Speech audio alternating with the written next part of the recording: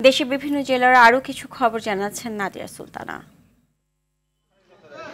জামালপুরের বকশীগঞ্জে মসজিদের জমি দখল করে দোকান নির্মাণ এবং কবরস্থানের জমি বিক্রির প্রতিবাদে মানববন্ধন করা হয়েছে। বীরগাঁও মধ্যপাড়া এলাকাবাসীর উদ্যোগে স্থানীয় স্কুল মাঠে এই মানববন্ধন করা হয়।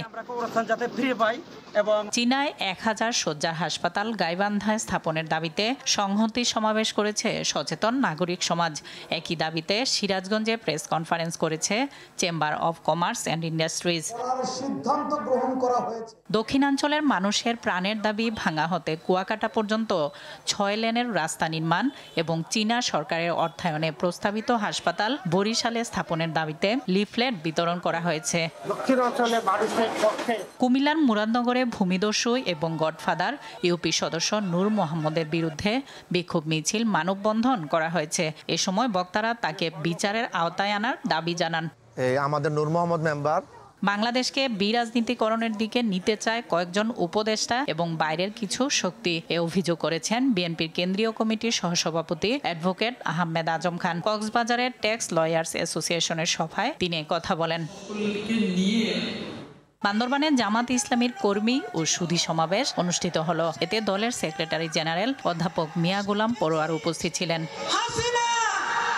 যশোরে অনুষ্ঠিত হয়েছে শিক্ষা সম্মেলন। জামাতে ইসলামের নায়েবে আমির অধ্যাপক মুজিবুর রহমান এ সময় উপস্থিত ছিলেন। শরীয়তপুরের সখীপুরে এক বিধবার পুড়ে যাওয়া বসতঘর পুনর্নির্মাণে বাধা দেওয়ার প্রতিবাদ এবং প্রশাসনের সহযোগিতা কামনা করে সংবাদ সম্মেলন করেছে ভুক্তভোগী পরিবার।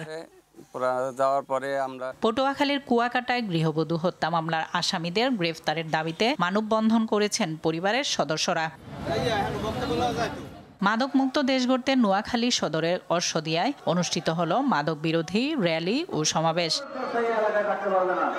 ময়মনসিংহে আওয়ামী লীগ নেতার ইন্ধনে সংখ্যালঘু নির্যাতন ও জমি দখলের প্রতিবাদে মানববন্ধন করা হয়েছে। পিরোজপুরের নাজিরপুরে বিএনপি নেতার বিরুদ্ধে অপপ্রচারের প্রতিবাদে মানববন্ধন করা হয়েছে।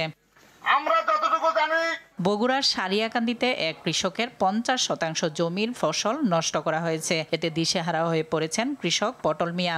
আমরা এখন কি করব? এখন সুনামগঞ্জের তাহিরপুর সীমান্ত থেকে চোরাচালানের মাধ্যমে আনা 2200 কেজি ভারতীয় ফুচকা জব্দ করেছে বিজিবি।